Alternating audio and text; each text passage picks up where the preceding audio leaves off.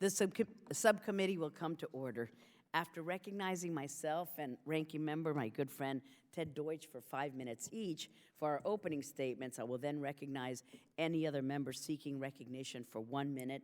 We will then hear from our witnesses. Thank you for your patience. We had unscheduled votes come up, and we were there for 45 minutes, so we thank you for that. Without objection, your prepared statements will be made a part of the record, and members may have 5 days to insert statements and questions for the record, subject to the length and limitations in the rules. The chair now recognizes herself for 5 minutes. As we continue to analyze the impact of a weak nuclear deal with Iran, it is important to examine how the Gulf Cooperation Council, the GCC, will be directly impacted by these policy decisions. There is no question that our relationship with the Gulf countries have been severely strained in recent years. It should be no surprise to our Gulf allies that our Gulf allies believe that the United States has turned its back on them and that we're not committed to seeking stability in the Middle East. First, by signaling a preference to focus our attention outside of the Middle East to the so-called Asia pivot. Second, by initiating a naive rapprochement with Iran. And third, by not coming through on the president's red lines on Syria. So that was the backdrop of the Camp David summit that occurred with the GCC just 2 months ago.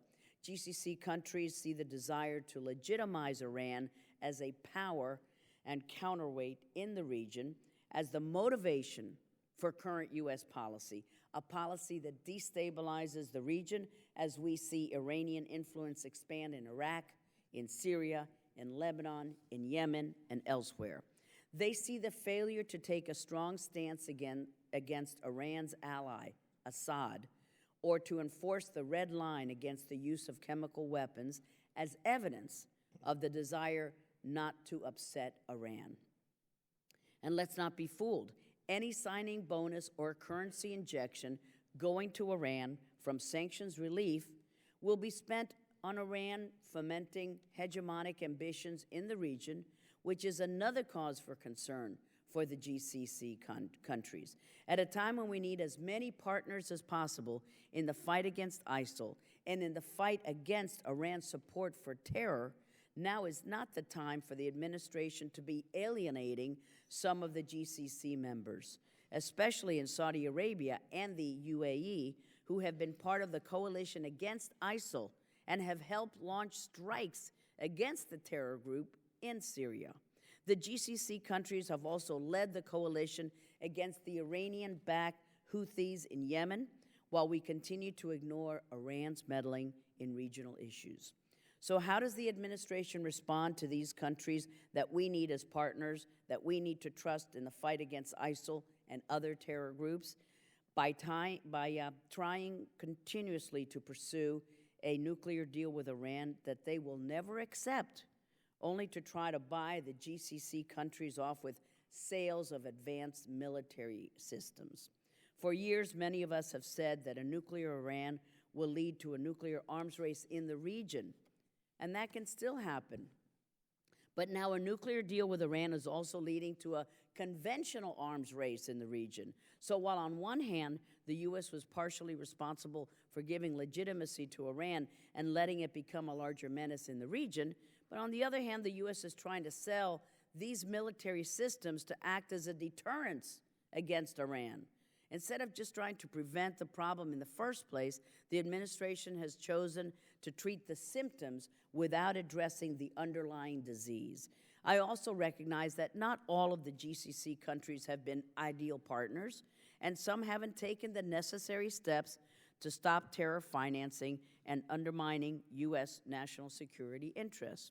I am concerned that while some GCC countries will use our additional weapons for good and as partners in the fight against ISIL, others are only using this as an excuse to get arms for their own purposes.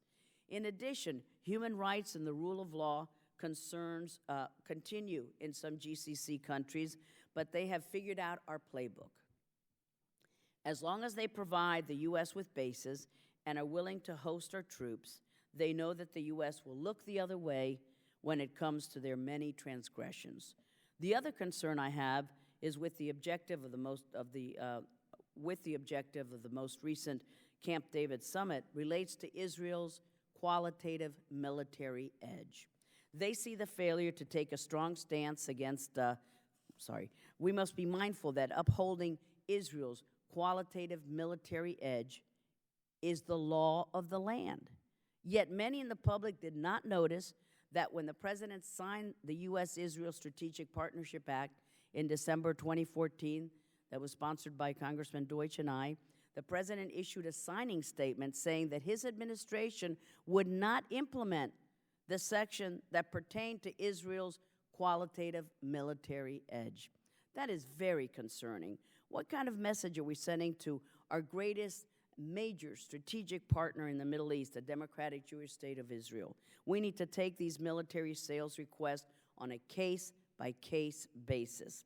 Some GCC countries have been at the forefront of leading the fight against ISIL. That's a positive step forward. With ongoing military operations in Yemen, in Libya, and throughout the region, some GCC countries have shown that they have the political will, they have the dedication to take this fight head on, and these countries should be supported. We should be renewing our commitment to the Middle East and our GCC allies and combating Iranian aggression, not pulling back from this critical region of the world. And with that, I turn to my friend, the ranking member, Mr. Deutsch. Thank you very much, Madam Chairman. Thanks for calling today's hearing. The announcement that President Obama will be convening GCC leaders at Camp David came on the heels of the April nuclear framework agreement with Iran. It was, in no uncertain terms, meant to reassure our allies that any impending deal would not result in greater Iranian interference or destabilization of the Middle East. I know that when this hearing was first noticed, we expected to be examining U.S. Gulf relations in the wake of a final Iran nuclear deal. But we're still waiting to hear whether P5+1 negotiators will reach a deal and whether or not that deal will be acceptable not just to members of this Congress, but to our allies in the region. However, the Camp David summit didn't just focus on Iran, and today's hearing provides us with an opportunity to assess the ways in which we can bolster cooperation with the GCC countries to enhance our mutual security concerns and strategic objectives on a range of issues. There's no doubt that there have been growing pains in our relations with the GCC in recent years, and there has been frustration on both sides. The United States was deeply troubled by the early financing of extremist elements in the fight against Assad by some Gulf actors. The GCC countries, in turn, have been frustrated by what they perceived as a lack of action by the U.S. against Assad. The GCC has been wary of American engagement with Iran. The U.S. has struggled to strengthen and reassure our partners while also balancing what are legitimate human rights concerns. But as with any relationship, we've got to be able to air these grievances while also looking for ways to move forward together to confront our shared challenges. The question is, did Camp David do enough to put us back on the right path? Current U.S.-GCC relations have been dominated by the Iranian nuclear threat and the fight against ISIS. Gulf states are allied in the coalition to fight ISIS, but it appears some countries have not fully lived up to their commitments to the coalition. Nonetheless, continued GCC support in terms of intelligence sharing, stopping ISIS financing, and preventing foreign fighters from joining ISIS are critical to our efforts.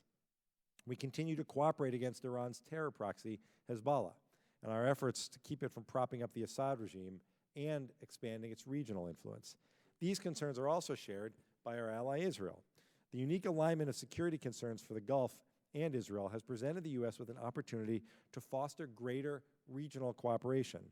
It was revealed in June that an unprecedented 5 bilateral meetings had been held between Israelis and Saudis to address the Iran threat. So how do we move forward together to serve our mutual interests? Camp David Summit resulted in an agreement to bolster defense sales. Some argue that increased sales to the GCC countries are beneficial because they not only increase our interoperability, but because these are foreign military sales, meaning that they're not paid for with U.S.-provided security assistance.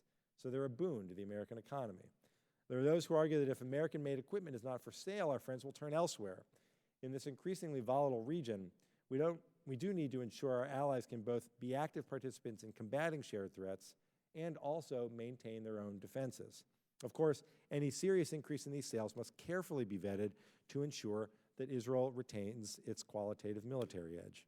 However, while defense sales have been a pillar of our relationship with the GCC countries, It cannot be the only leg on which these relationships stand. I was pleased to see the GCC summit include commitments to also increase maritime security, cybersecurity, and counterterrorism cooperation. These two are critical pieces of the security puzzle. The Iranian Navy is well-funded and active. The U.S., in conjunction with our partners, must be able to patrol the Gulf, particularly the Straits of Hormuz. Just a few months ago, we saw Iran illegally detain and board a commercial vessel passing through the strait. And as Mr. Katzman notes, 1/3 of the internationally traded oil flows through that strait. In addition, we share with the GCC a serious and real concern about Iran's regional meddling. Bahrain and Saudi Arabia in particular have accused Iran of stirring dissent among their populations. In Yemen, Iran has long backed the Houthi rebels, and as the Houthis moved to depose the U.S.-backed Hadi government, Saudi Arabia intervened. Many saw this move by Saudi Arabia as a reaction to years of U.S. prodding to take a greater leadership role in regional security. Outside of the security realm, there are additional steps that can be taken to strengthen the GCC. If the price of oil remains low, the GCC countries could lose over $200 billion, according to recent reports. Strengthening U.S. Gulf economic ties outside of the oil trade could help offset the dip in oil prices. And as many GCC countries look to diversify their economies, there are numerous opportunities for cooperation on science and technology. In fact, many U.S. universities have built campuses in recent years in cities like Abu Dhabi and Doha. Finally, we have to have constructive dialogue with our partners. While some saw the absence of several heads of state from the Camp David summit as a blow to the administration, the opportunity for the President of the United States to speak directly with GCC top leadership was tremendously important. As I said before, as important as it is to present a united front with our allies, we won't agree on everything. So for the Gulf states, they must be able to share concerns about the implications of a potential Iran deal on regional proliferation or the impact sanctions relief could have on Iran's ability to export terror. Equally, we must have avenues to address our concerns about human rights violations. I believe in the importance of our relationships with Saudi Arabia, Qatar, UAE, Bahrain, Oman, and Kuwait. I want to see these relationships stabilized and strengthened both on a bilateral and a multilateral basis, and I believe Camp David was a good first step. But to sustain this progress, we have to make a real commitment on both sides to continue cooperation and consultation. I look forward to discussing with our panel the ways in which we can help to encourage that process, and I yield back. Thank you very much, Mr. Deutsch, for your statement. Mr. Weber of Texas is recognized. Madam Chair, I'm ready to listen. That is very charming of you. Thank you. Mr. Boyle, we're ready to listen to you. Now that really makes me look bad for wanting to say something, but Reclaiming my time. I'll just briefly say I want to associate myself with the very thoughtful comments of Mr. Deutsch, and very interested in this topic, especially the fact that this was when they were at Camp David, and for a fairly significant amount of time, this was much in the news and now has largely been forgotten. Certainly whatever comes about in this part of the world and whatever resolution we may or may not reach with Iran will affect our partners in Saudi Arabia and in the broader Arabian Peninsula, and what actions they may take in response. So making sure that we maintain a close relationship with them is a vital U.S. importance. And with that, I will yield 6 seconds back. So I almost didn't speak, but... Well, after your critical Oreo speech on the floor. Thank you. Say no to Oreo. That was riveting. We all were attuned to that. Well, that's an inside joke. We'll explain later. We are so pleased to introduce our witnesses. First, we would like to welcome Mr. Michael Eisenstadt, who is the Kahn Fellow and Director of the Washington Institute Military and Security Studies Program. Mr. Eisenstadt is a specialist in Persian Gulf security affairs, and previously he served as an officer in the U.S. Army Reserves and as a military analyst with the U.S. government. Thank you for your service, Mr. Eisenstadt. Second, we welcome back Mr. Matthew McInnes, who is a resident fellow at the American Enterprise Institute, where he focuses on regional security issues of the Persian Gulf. Prior to this, Mr. McInnes served as a senior analyst at the U.S. Central Command and on leadership and advisory positions for the multinational force Iraq. Thank you. Next, we welcome Dr. David Andrew Weinberg, who is a senior fellow at the Foundation for Defense of Democracies, where his primary research is on Saudi Arabia and Gulf affairs. He was a professional staffer for this committee and survived that, and he was a visiting fellow at the UCLA Center for Middle East Development. Welcome back, Dr. Weinberg. And last but certainly not least, we really welcome back Dr. Kenneth Katzman, who serves as a senior Middle East analyst for the Congressional Research Service.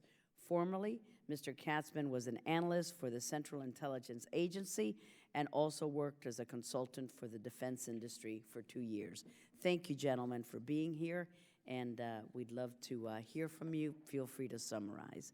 Let me just ask 1 second if Mr. Connolly would like to make an opening statement. We would be honored to hear from you, Mr. Connolly. Thank you, Madam Chairman. I think in order to get on with the hearing, I will dispense with an opening statement. Obviously, we're quite interested in the reaction of the GCC. We've heard lots of speculation this morning about what the reaction might be in the event of a successful negotiated agreement, but would be delighted to hear from this panel in terms of their points of view.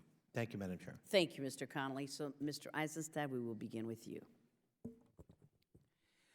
Chairman Ros-Lehtinen, Ranking Member Deutsch, distinguished subcommittee members, thank you for inviting me to testify on the state of U.S.-GCC relations.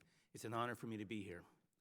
The high-level summit in Camp David last May with leaders of the 6 GCC states focused on assuring them that the U.S. remains committed to their security while winning their support for the nuclear deal being negotiated with Iran. A joint statement released at the summit included U.S. security assurances to the GCC and described the outlines of, quote, a new U.S.-GCC strategic partnership, unquote, that committed the United States and the GCC to enhance cooperation in a number of areas. While many of the announced measures would mark a step forward in U.S.-GCC relations, much will depend on follow-through in the months and years to come, particularly with regard to countering Iran's destabilizing activities in the region. This is a central concern of Gulf leaders who are already deeply concerned about Iran's growing regional influence and who worry that in the event of a long-term nuclear accord between the P5-1 and Iran, the latter would use funds obtained through sanctions relief and its status as a nuclear threshold state to further advance its regional agenda. Absent action on this front, many of the announced steps are unlikely to have significant impact on the broader fabric of U.S.-GCC relations. The roots of the growing distrust between the two sides can be traced to the 2003 invasion of Iraq and the perception in much of the region that the United States had, through either incompetence or design, turned over Iraq to the Shiites and Iran. This was reinforced by the widespread perception in the GCC and among other regional allies that when it entered office, the Obama administration too eagerly courted traditional enemies such as the Islamic Republic of Iran at the expense of its traditional allies, and too quickly abandoned traditional allies such as Hosni Mubarak during the initial phases of what was then called the Arab Spring. Though to be fair, there was really not all that much, I think, that the U.S. could have done differently with regard to Mubarak. This destructive dynamic was further strengthened by the Obama administration's tendency to frame and implement measures to assure the GCC states in ways that tended to exacerbate rather than allay their fears. This is best illustrated by the following examples. First, in recent years, the United States has sold tens of billions of dollars in arms to its Gulf Arab allies. The intent has been to assure them by enhancing their ability to deter and counter external aggression. Yet Tehran is unlikely to engage in the kind of conventional aggression that would provide its neighbors and the United States with reason to respond by conventional means. It is much more likely to engage in subversion and proxy warfare, as it has done in the past and continues to do today.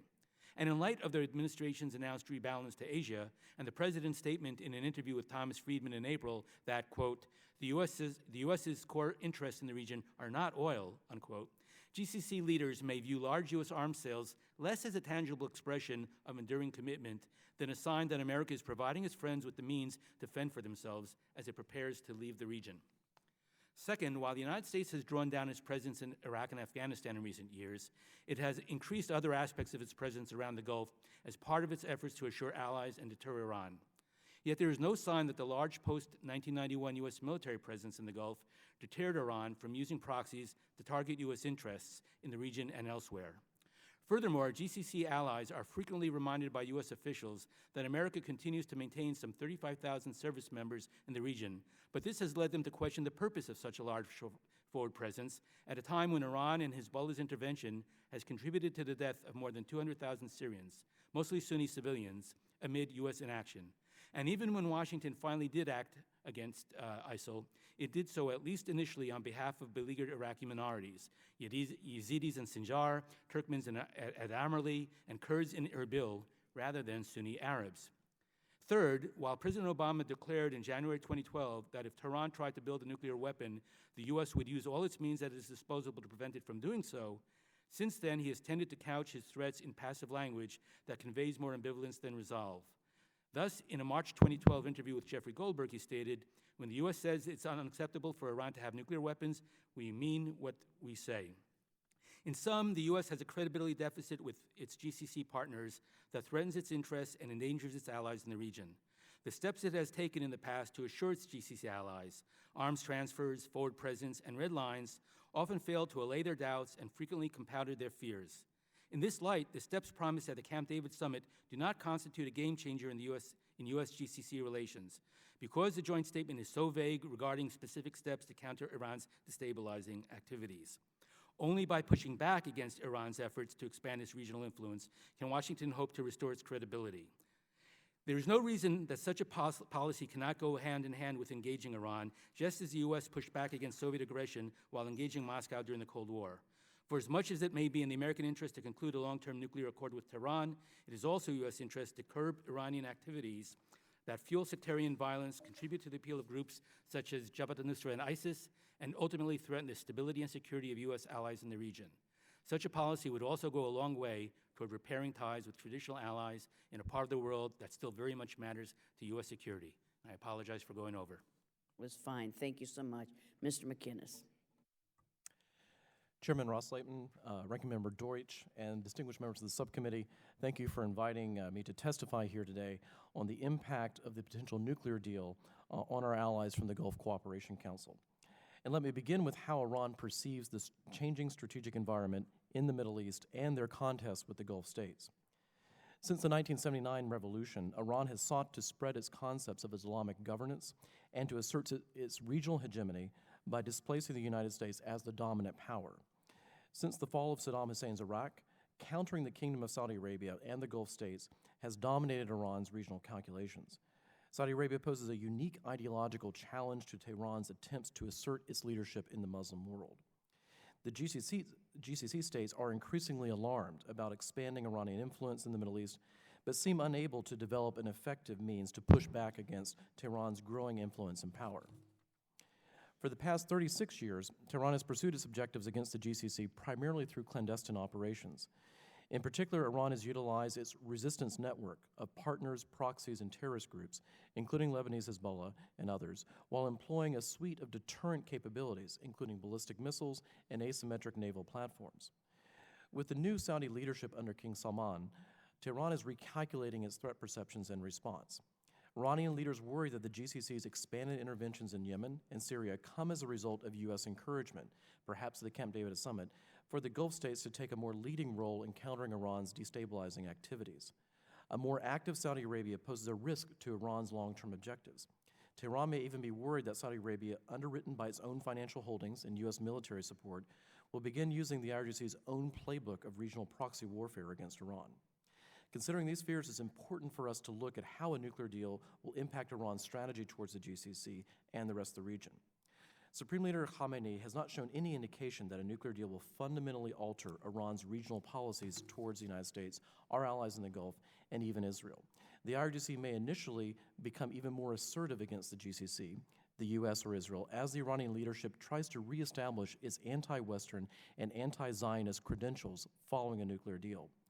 Tehran, however, will likely try to limit any resulting conflict escalation that could credibly endanger the world power support for the agreement, especially with a new U.S. president entering office in 2017. The bulk of Iran's estimated $150 billion windfall from a nuclear deal will likely go to internal economic investment, as the U.S. administration argues.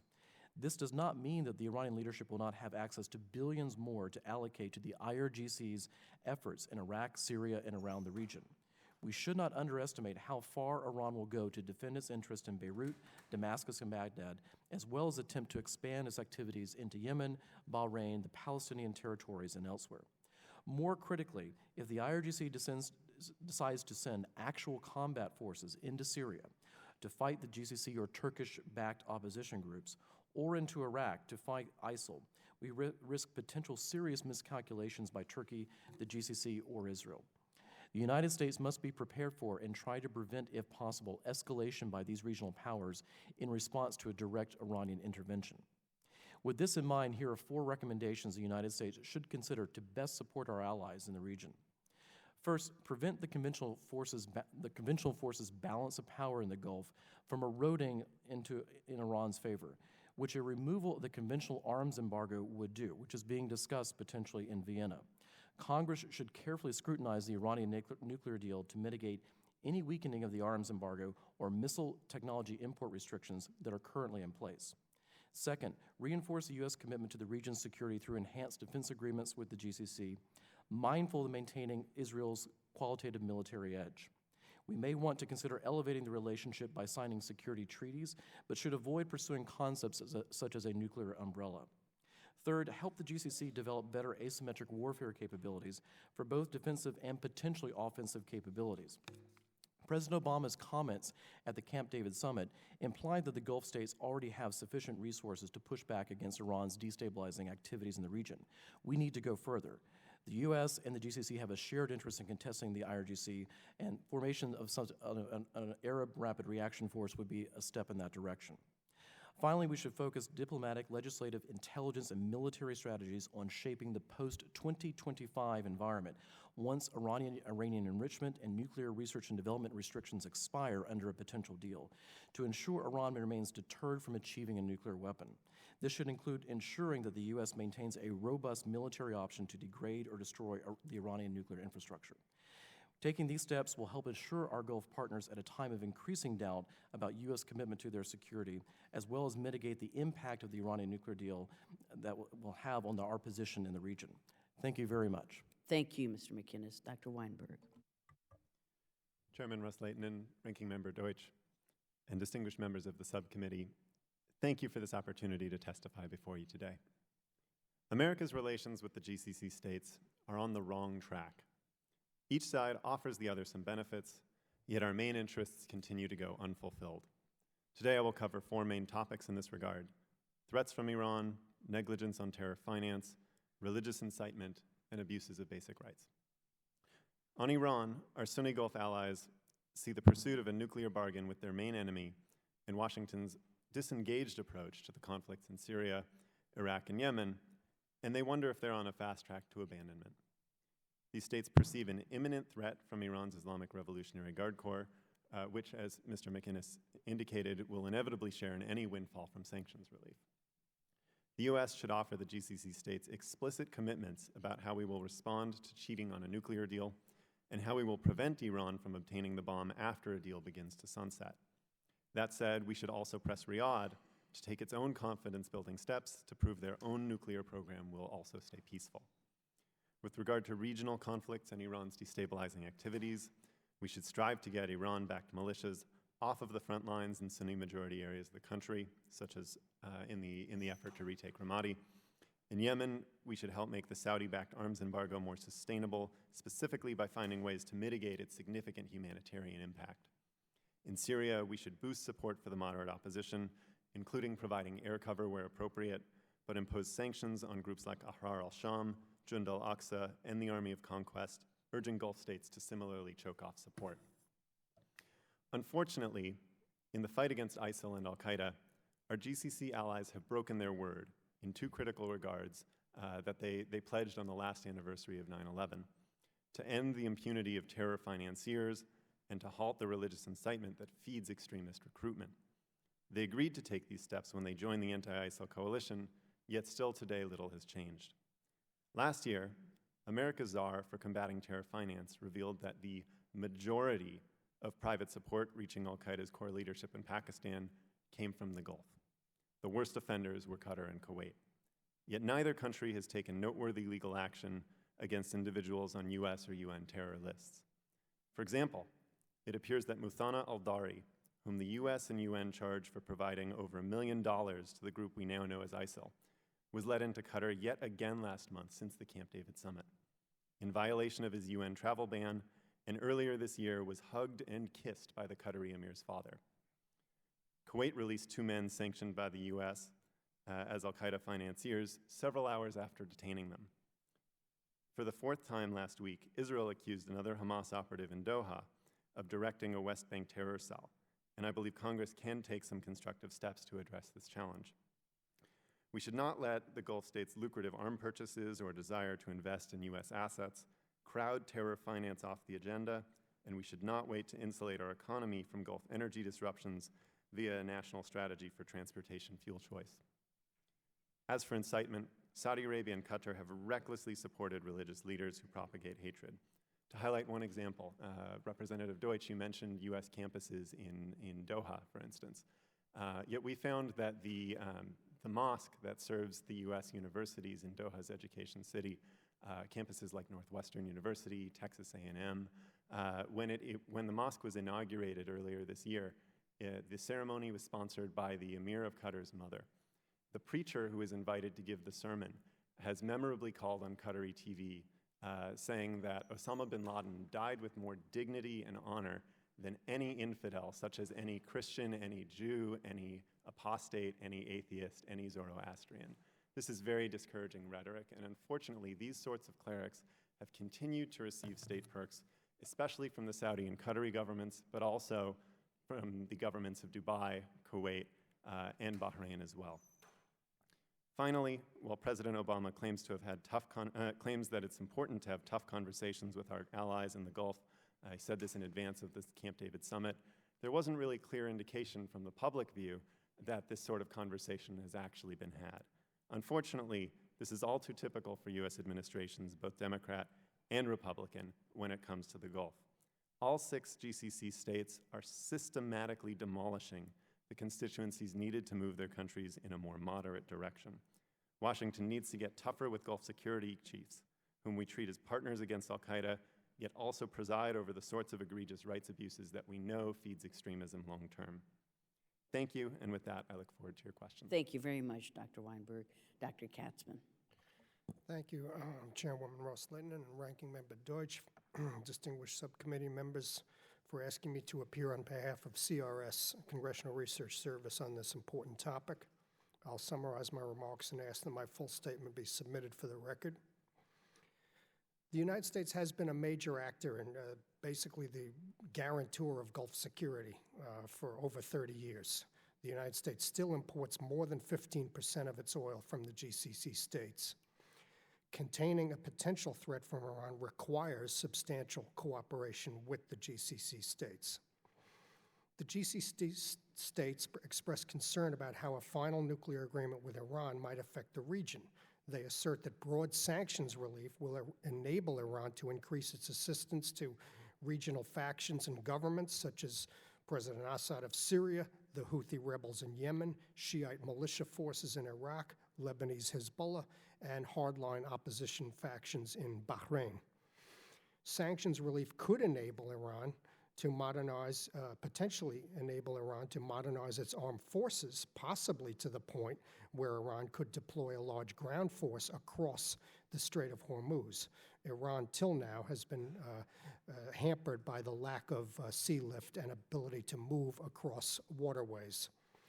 The GCC leaders are concerned that a nuclear deal could lead to a broader improvement in U.S.-Iran relations that gives Iran's views on the region increased weight in the U.S. decision-making apparatus.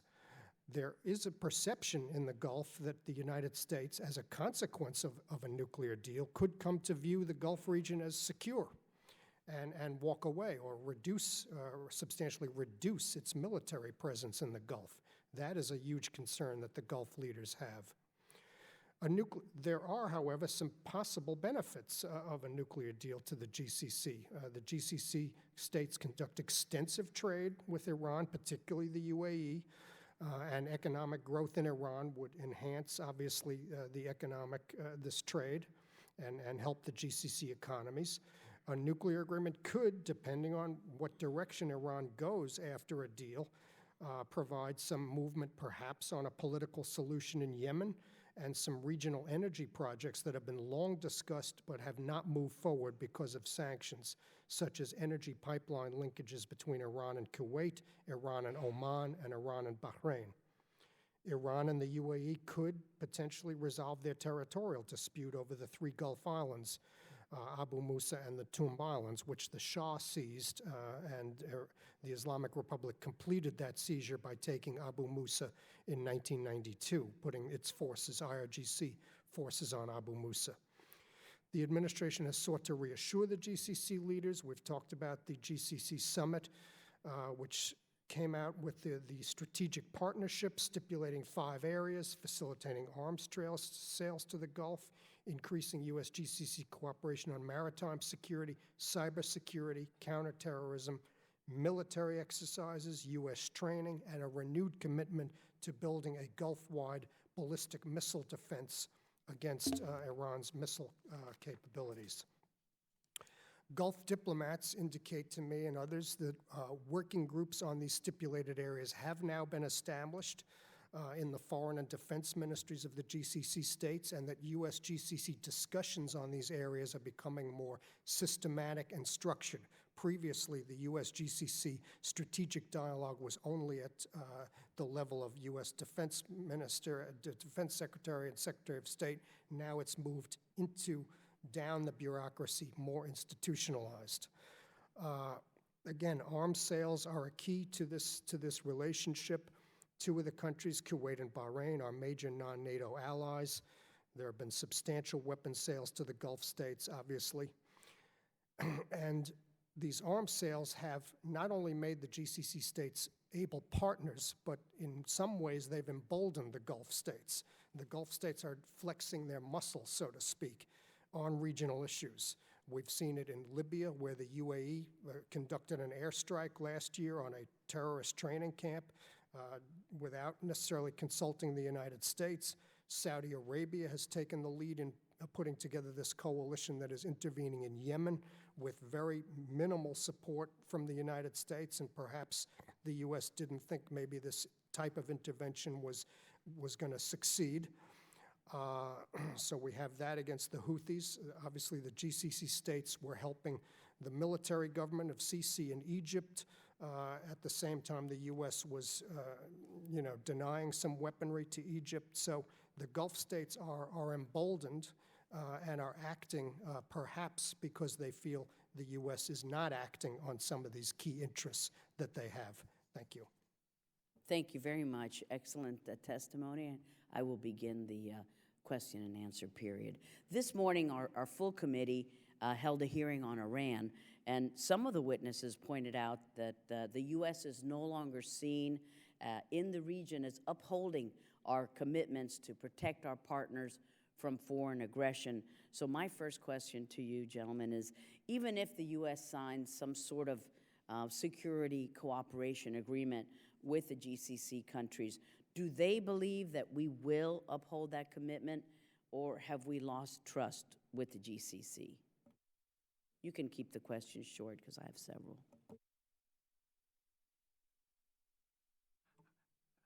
I think the important point is I think they don't know, and I think the fact of the matter is that in light of U.S. behavior in recent years, the red line with regard to the Syrian CW and the initial U.S. red lines with regard to Iran's nuclear program and how those red lines have kind of moved in the course of negotiations, I think they probably have questions about the validity of any commitments that the United States provides. And plus, I would just point in terms of the joint statement that was made at the Camp David summit, it was, as these kind of commitments go, it was a very kind of bland and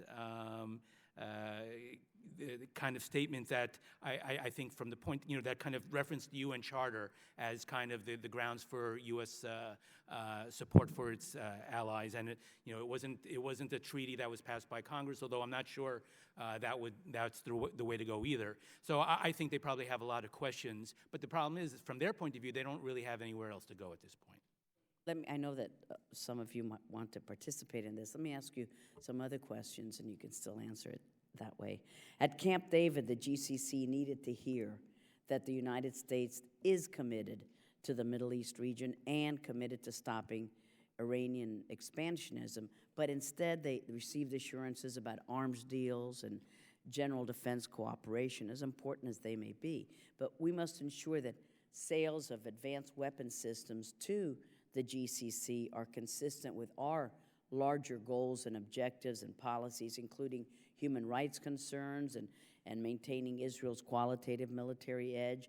And that we're also addressing the underlying problems that the GCC has, not just at the surface level. And should a deal be finalized, we all know that Iran is not going to stop its destabilizing activities against the U.S. and against the GCC interests in the region. So what credible actions are the GCC countries asking from us in order to ease their anxieties about developments in the region? And what alternatives do you suggest in order to combat Iranian aggression and repair this difficult and already harmed GCC relationship? Yeah, thank you.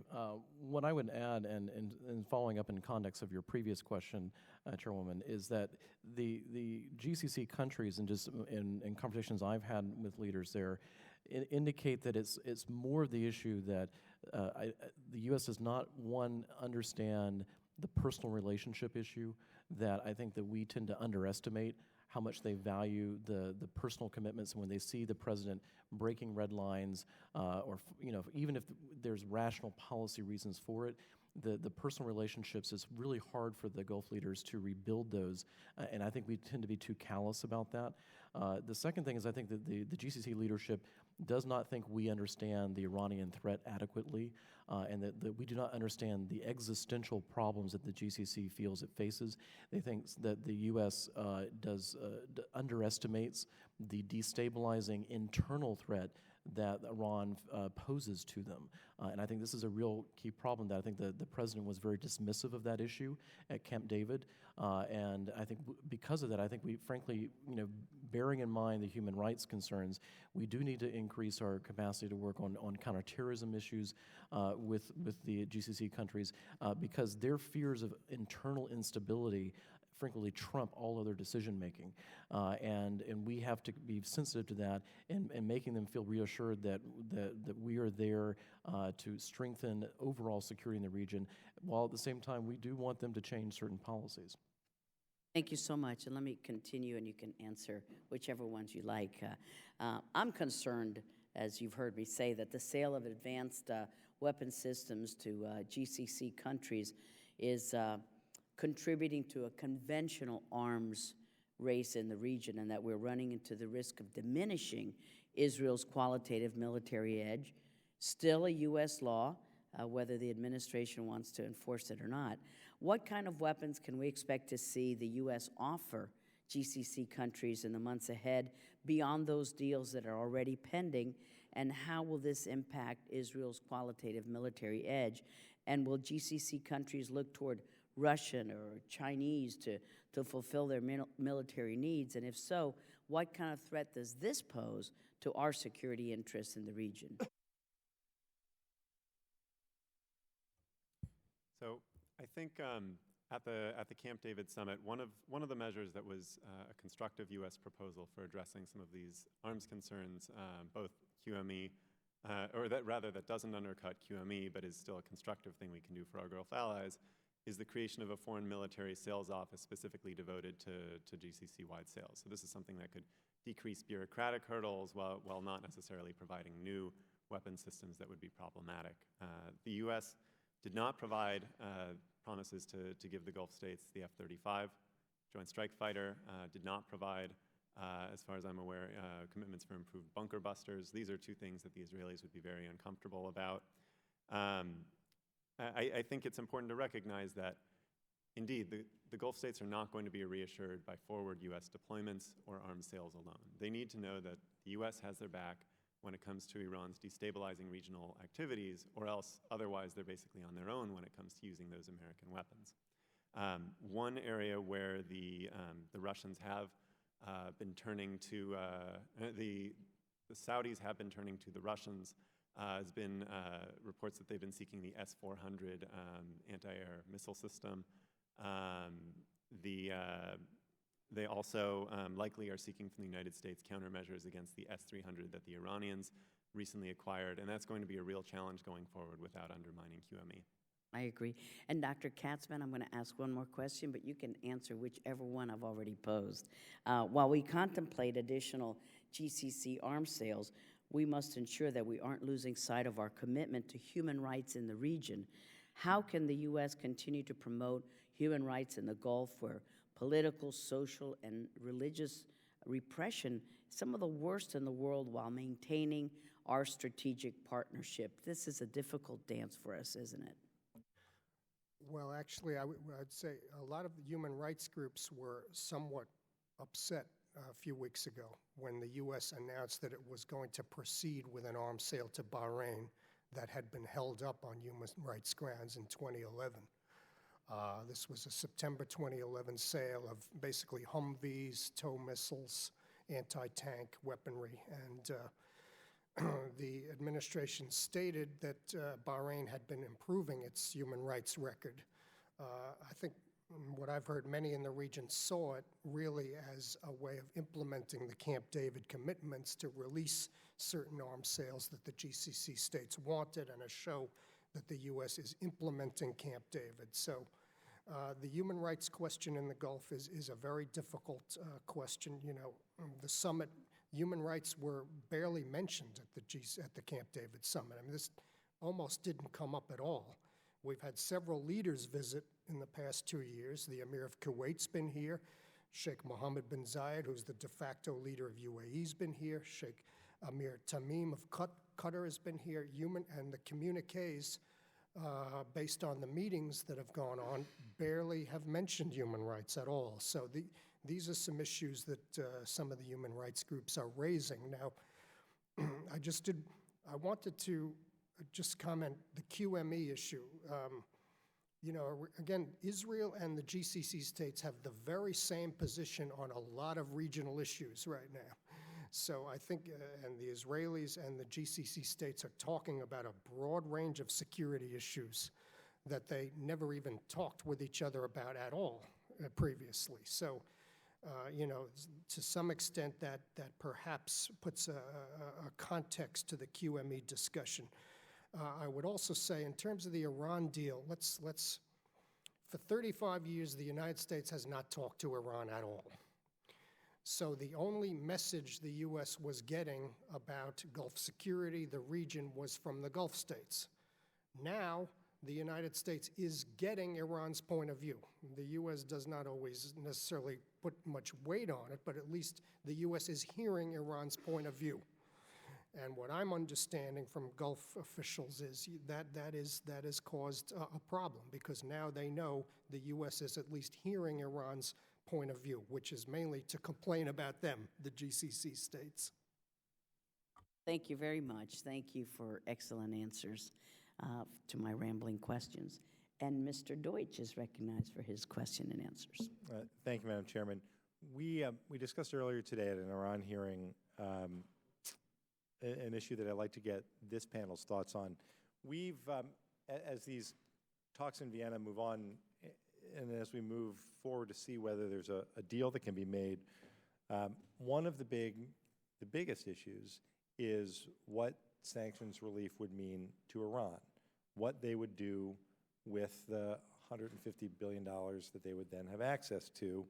And the argument has been made that it would more likely be used for domestic purposes, that it would not be, despite our concerns, that it wouldn't be used, that sanctions relief wouldn't be used to fuel regional mischief, to fund terror, to do all of the things that we worry so much about the Iranian regime for.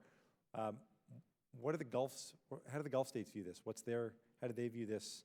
What evidence do they use to draw their conclusions? Any of our panelists, Dr. Weinberg, you seem anxious to answer. So I think there's an interesting comparison with how our Israeli allies view the Iranian threat that they face and how our Gulf allies view it. I think for our Israeli allies, the existential question is the nuclear one, and the IRGC issue is another major concern. I think for the Gulf states, the nuclear issue is a very major concern, and the nuclear component is the existential question for them. They basically see it as a core threat to their rule. And so when they see that Iran in the last calendar year increased its public budget allotment for the IRGC by 48%, when Iran is under crippling sanctions. I'm sorry, Dr. Weinberg. By 48%. To what amount? I don't have the numbers offhand, but we can submit that to the record. Understandably, when they see that the IRGC is undoubtedly going to share in some portion of the windfall. I mean, even supporters of the Iran nuclear deal acknowledge that it would be folly to say that they're not going to get any of the money. The question is, how aggressive will they be with that money? And nobody in the Gulf is putting money on more moderate. Right. So let me be more specific. Sure. There are those who have argued that in response to what I believe are valid concerns, in line with your response to my question, that we don't really believe that that they would use much of this money to fund IRGC, to engage in the nefarious activities that they do around the world, because they've been able to do it already with a small amount of money, which I have a hard time really wrapping my head around, because if they've been successful with a small amount of money, then why wouldn't they, Dr. Katzman, why wouldn't we expect that some part of that 150 billion, whether $1 billion or 5 or 20, would be used? And if so, what could all of that additional money be used for? Congressman, I agree with that question and the way you framed it. The issue, I would take some perhaps difference on the premise. Iran is having trouble. Iran is not having success universally. They've had some success in places. They're having tremendous trouble in Syria right now. I'm not convinced in my analysis that more money would necessarily bring them to success in Syria, where they seem to be having grave difficulty in Syria. Hezbollah is taking very large casualties in Syria. I'm not convinced that I was at a discussion the other day about Iran might give Hezbollah $1 billion, theoretically, of this money that they're going to get. What would Hezbollah do with this billion? I mean, that's the thing. They're losing a lot of men, very tough to recruit. Hezbollah doesn't necessarily believe in fighting all over Syria, just on the border. So yes, they would have more resources, but I think Iran is having a lot of problems in the region. They're having success in places, but they're also having problems. So my question isn't whether, I'm not asking you to anticipate whether they would be successful in how they spent the money. My question is it realistic to believe that if they have access to $150 billion, that given this regime, some significant amount of money would go to fund terrorists, and that some significant amount of money would go to wreak havoc in the region? Mr. Eisenstadt? If I could just piggyback on Ken's comments. I agree with what he's saying in that Iran's allies in Syria are overstretched. And we've seen them, they've been using recently Afghani Shiites and Pakistani Shiites. And I think that's the answer. Their preference is to, in the past, their preference has always been to fight to the last Arab proxy. And having money enables them to hire on additional people. They're now expanding their recruitment base to Afghans and Pakistanis, and more money means a greater ability to recruit people. Now, whether they'll be effective or not is another question. But I think, given the fact that they have committed their own people to combat for the first time in Iraq and Syria, and they prefer not to do that. They prefer to fight through proxies. Money gives them additional resources to gain additional proxies. Again, I don't know if it'll translate into greater effectiveness, but I think you could say that given the situation they're in, that provides them potentially a new lease on life, at least in the short run. Right. Mr. McGinnis, you agree? Yeah, I would agree with that, and what I would add is that the strain that we're discussing on the Iranians for their expeditionary activities right now, I mean, is very significant. And when you think about what they're having to give to Assad to kind of keep him afloat, if the amount of money that's coming in that can help offset some of those negative things on their budget right now, allows them to kind of do what they want to do, frankly, especially what I consider the more expansionist activities in Yemen, for example. That's something that makes me worried. If they can kind of hold the fort better in Syria and Iraq with the additional money coming in, allows them to expand what they're trying to do in a very sometimes odd way inside Yemen to really pressure the Saudis. And I think what the Iranians have been looking, just as the Iranians always fear that we're surrounding them or trying to surround them. The Iranians, are trying to surround Saudi Arabia and the Gulf states. The reason why you saw the kind of recent exposure of the plot in Jordan that just came to light recently, when you look at activity, their activity in Iraq and Jordan and Yemen, in Bahrain and in potentially other places, the Iranians have kind of a latent capacity surrounding Saudi Arabia and the Emirates. And I think that's the concern is, if they can hold the fort better in Iraq and Syria with the additional money, it allows them to put greater pressure on the Saudis around. Thanks, Madam Chairman. I appreciate the input from our panelists, and as we move forward in these talks, this is very helpful because a sober analysis of the potential outcome of this negotiation, I think, requires us to acknowledge that, in all likelihood, sanctions relief, if and when it comes, is going to result in more money. However it's spent, it's going to result in more money, creating more problems in the region. I just think that perhaps has not been part of the discussion as much as it should have, and I hope that with this fine input from our panelists, we'll have an opportunity to inject it into it today. Thank you so much, Mr. Deutsch. We turn to Mr. Boyle of Pennsylvania. Thank you. I wanted to, just a quick follow-up on the last point that Ranking Member Deutsch was making.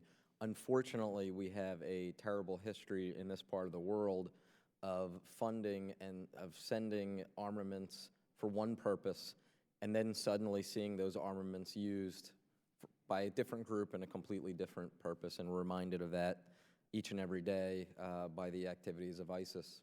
But the two questions I wanted to ask, though, weren't really on this point. The first is, and I think it was Dr. Katzman, you raised it in your opening statement, one of the unintended consequences, positive unintended consequences of this protracted negotiation that the P5+1 has had with Iran is that we finally found something that would bring the Gulf, the GCC states and Israel a little closer together and cooperating. I'm just wondering if you see this, and this is, it's not completely possible to accurately predict this, but I'm interested in your sense of whether or not this is a temporary phenomenon or this actually could be the beginning of a permanent improving of relations and actually working together. I'll address it further. Thank you. The way I would frame it is the GCC and Israel still have a huge difference of opinion on certain regional issues, mainly the Palestinians, the Arab-Israeli dispute. But I think they see that as sort of an emotional and political dispute. On Iran, they have a strategic agreement. Israel and the GCC have a exact same strategic analysis, and they have a strategic alignment that Iran is the key threat to the region. Iran cannot have a nuclear weapon. Iran must be contained and deterred. And so that has brought a level of strategic dialogue, as quiet as it is, between Israel and the GCC as has ever been witnessed, really, since Israel was formed. Yeah, right. So just the follow up, though, I'm more kind of if we can project, and once, let's say, whether agreement is reached or not, the Iranian nuclear negotiations are now, one way or the other, no more. We're into the fall, we're into next year. I'm interested in your view to project forward whether or not you think this could be the beginning of a longer shift, or this is simply a one-time, all about Iran, and then go back to business as usual. Well, just to finish, I mean, I think if Iran goes in the direction that I think most of us think, which is they will use the resources to continue to try to expand their influence in the region, then I think that basis of strategic cooperation would continue. If I may offer a different perspective on this, I'm much more pessimistic in this regard. I went onto the Saudi State News Channel's website recently, and there was an article in which they talk about alleged Israeli overflights in Lebanon, but the way in which they talk about these are enemy Israeli Air Force. When you look at the sorts of preachers whom the Saudi king has surrounded himself with on the official state ulama council, some of the other preachers whom he hugs and kisses, these people have a long record of inciting against Christians, but also inciting against Jews. And there was recently much talk about an unofficial dialogue between a former Israeli official and a former Saudi official. So what? I mean, this was at as I understand it, a very unofficial level, and it was covered at a much lesser level in the Saudi press than it was in the Israeli press. I don't think the Saudi government is really in a position to do anything beyond the quiet security, strategic intelligence coordination, which was already going on a decade ago. Thank you. I would just add, Dr. Weinberg, your opening remarks, I was very much listening, and I think it's worth repeating the reminder that a number of these states that we can cooperate with in a number of strategic areas still are pretty large funders of anti-American and anti-Semitic rhetoric and hate, and that's something that we better always keep in both the back and the front of our minds. Thank you. Thank you very much, Mr. Boyle. And Mr. Clausen is going to take over for me. Meanwhile, I will recognize Mr. Connolly. Thank you, Madam Chairman. You're so kind. Thank you, Mr. Clausen. Mr. Clausen, if you wish to go, I, of course, would defer to you. Okay, thank you very much. Welcome to our panel. Fascinating discussion. If I understood what Dr. Weinberg just said to Mr. Boyle, Mr. Katzman, he was saying, well, let's not overstate this level of cooperation, the enemy of my enemy is my friend kind of status that has descended on the GCC and its relations with Israel. Did I get that right, Mr. Weinberg? I did. So, Dr. Katzman, you disagree. You think actually it's of a different elevation than in the past and worthy of some note. Yeah, I mean, I'm not disputing what Dr. Weinberg is observing, but I think a lot of it is the basic culture and approach of the population and people way below the leadership level in the GCC. And I tend, perhaps, because of my background or whatever, to give more weight to what's going on at the government-to-government level and to not necessarily look at each cleric. And I mean, these clerics have been around. Yusuf Qaradawi is in Qatar. He's one of the most inflammatory clerics in the Islamic world. He's in Qatar. There were 9/11. There were Al-Qaeda activists who transited through Qatar before 9/11. I mean, these things go on. Right. Yeah. But I mean, take Qatar for one example. I mean, there's all kinds of behavior we could decry and call out and not like. On the other hand, they've actually been useful interlocutors in some other situations, including on behalf, well, de facto on behalf of Israel. Is that not correct? Qatar has also been very helpful in Afghanistan. Yeah. Without Qatar, we probably would not have gotten Mr. Bergdahl back. I mean, they're interlocutors on any number of issues, absolutely. Okay. So we have a mixed record of behavior. We would like everyone to be perfect and do what we think is in everybody's best interest, but It's a problematic area at best, the Gulf. I want to, going back to sort of the origins of this hearing. So Dr. Katzman, the GCC reps were invited to Camp David to meet with the president and his team. Is that correct? And what was your understanding of the purpose of that summit or that meeting, set of meetings? Well, the summit was announced simultaneously when President Obama briefed the nation on the April 2 tentative nuclear accord with Iran, the framework accord. So it was a connection to that, certainly. As a longtime analyst and observer of the region, were those productive meetings from your point of view? From everything I've heard, the Camp David summit was more productive than was anticipated. There were very low expectations. Only 2 of the heads of state attended. King Salman and then King Hamad of Bahrain pulled out, about a day before. So there were very low expectations, and my understanding is the summit far exceeded the expectations. And in far exceeding the expectations, is an element of that a sense of reassurance by the GCC that the United States was actually quite serious about what it was trying to achieve in the Iran nuclear negotiations? Because I assume that was the big elephant in the room. Yes, I mean, I think the GCC statements on the nuclear deal have evolved, and I think it's been somewhat more, positive, not outright positive, but more positive than they were before the Camp David summit on the nuclear deal. Yes, they have become more positive on it, yes.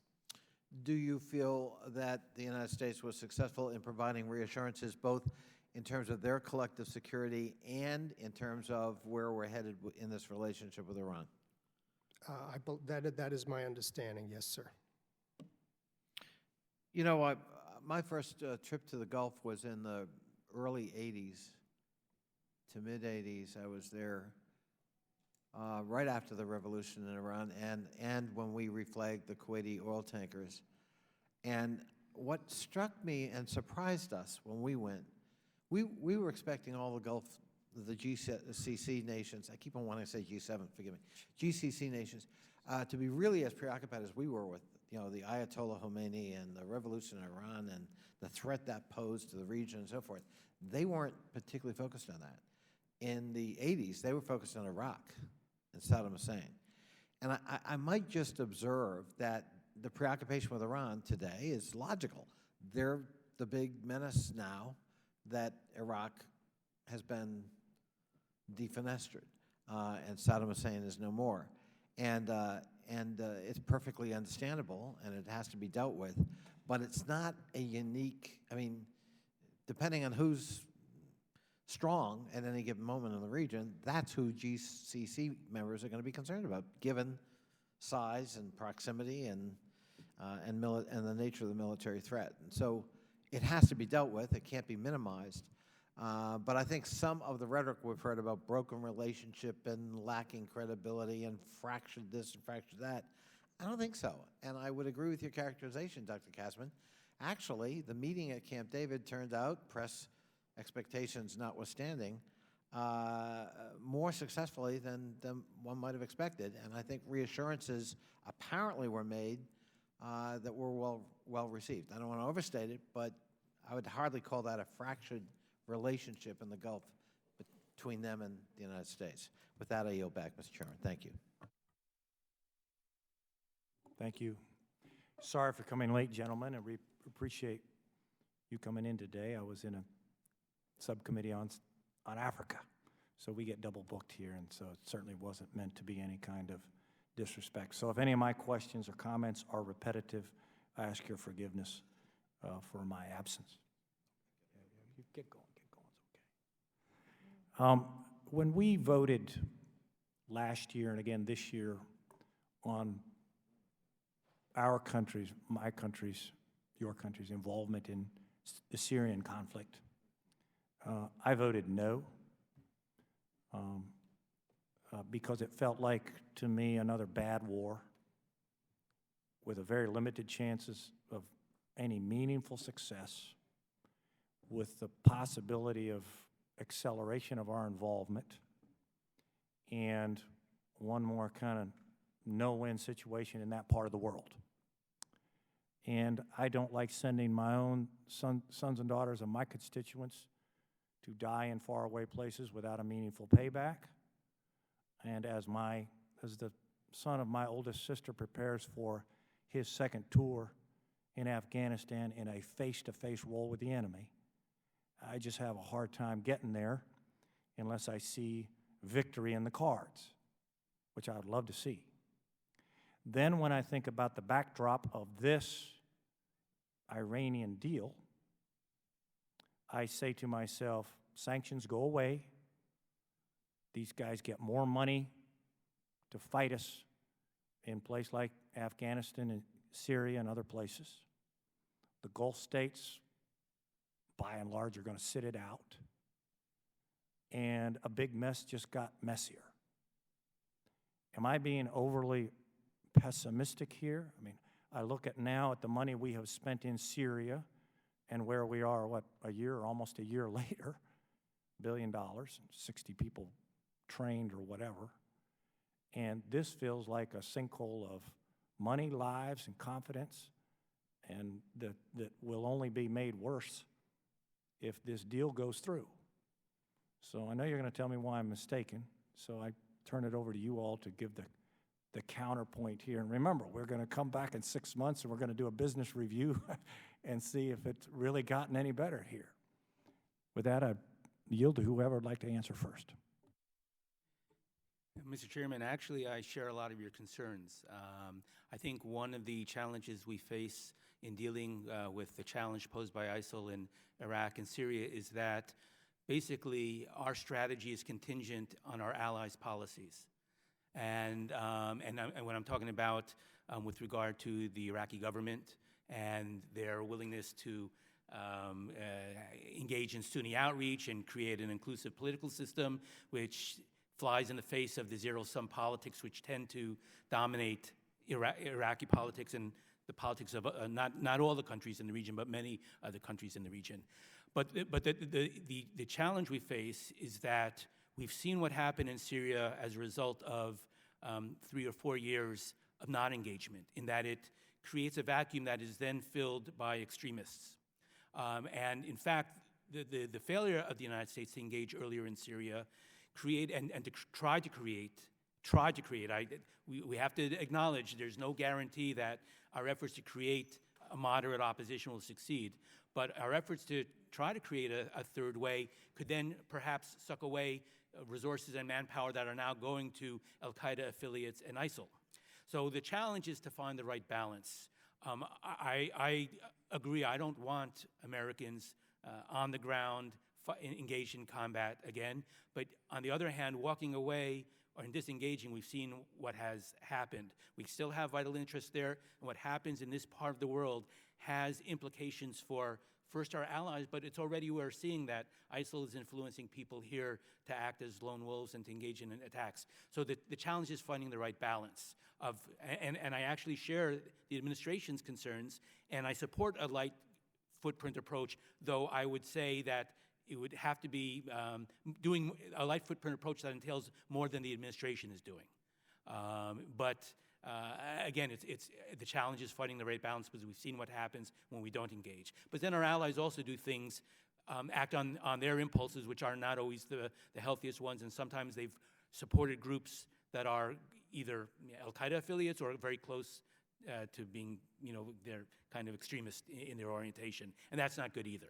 Do you think that lifting sanctions will put more guns into the wrong hands in the region? Yeah, that is one of the dangers of that course of action. And the problem is we will never be able to square the circle with all the, there are so many moving parts with regard to our policies in this part of the world that you're never going to be able to iron out all the contradictions in U.S. policy. You can manage them. So I am supportive of a deal with Iran that advances our interests. It'll remain to be seen if the deal we get actually does that. But while doing that, and if that entails sanctions relief, as it necessarily would have to, we have to find ways to mitigate that by doing other things. Like I said, while extending a hand to Iran, we still also have to push back against Iranian efforts to expand their influence and to engage in proxy warfare in the region. But that is also a driver of ISIS. Iran's involvement in Syria and Iraq also empowers ISIS. So I know it's like, it's kind of, sometimes it makes my head explode too when I try to think of all this stuff, because it really is almost impossible to iron out all the contradictions. But you need to try to manage it. And walking away, we've seen what happens when we're not engaged.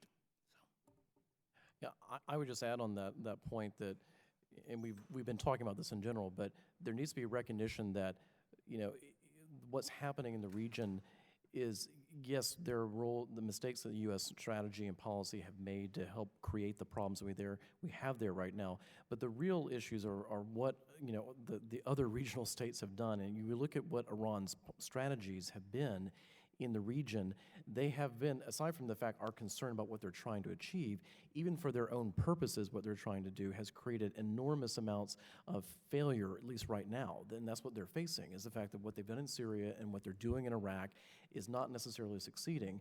At the same time, our allies within the GCC, they're not nearly as sophisticated on these types of asymmetric proxy warfare efforts that Iran's able to do, which is kind of failing at right now.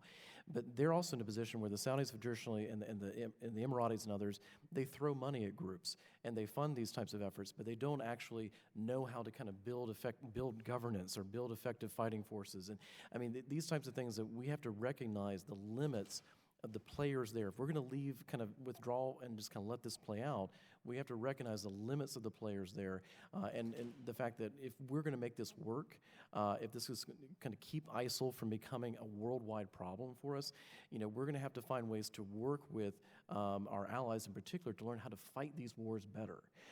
And that's one of the reasons why the encouragement that we saw perhaps from Camp David, that we need to start creating these types of Arab rapid reaction forces, or help them train better to how to build and work with fighting forces in other countries.